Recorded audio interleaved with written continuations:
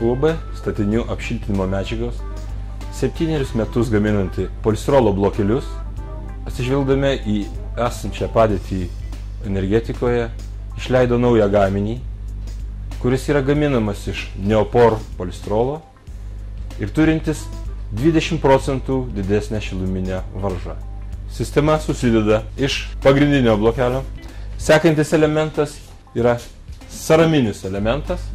Sekantis elementas tai yra užsklanda, kuri naudojama kampų ir angokraščių formavimui. Tiesiog paėmėme pagrindinį blokelį, matome 2 pažymėtas pjovimo žymės, paėmė paprastą tiesiog peilį, galima išpjauti. Išimame pertvarėlę ir įstatome užsklandą. Taip gauname angokraštį arba kampą. Cerama turi išėmą ir iškylą, kur paprastos jungties pagalba mes galime sujungti mūsų blokelius į norimą ilgį. Tiesiog paėmėme ir sujungiame. Galime jungti dar daugiau ir dar daugiau, dar daugiau.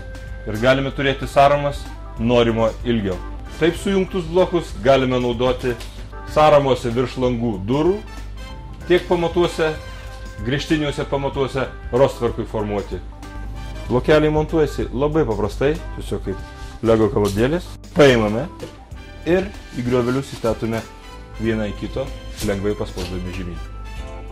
Į esantį 15 cm tarpą pilama betoną ir dedame armatūrą. Naudojant BAS kompanijos neopor polistirolą galime pasiekti 20% geresnę varžą. Tai, kaip matome, įprastinio polistirolo reikalingas storis ir neoporo reikalingas storis. Tai yra plonesnis neoporo sluoksnis. Todėl dėka BAS kompanijos neopor medžiagos mūsų blokeliai turi 5 šiluminę varžą. Užpildžius betonu, padarius apdailą, pasiekėme 5,4 šiluminė varža. O statant pasyvius namus pasiekėme 10 ir daugiau šiluminė varža.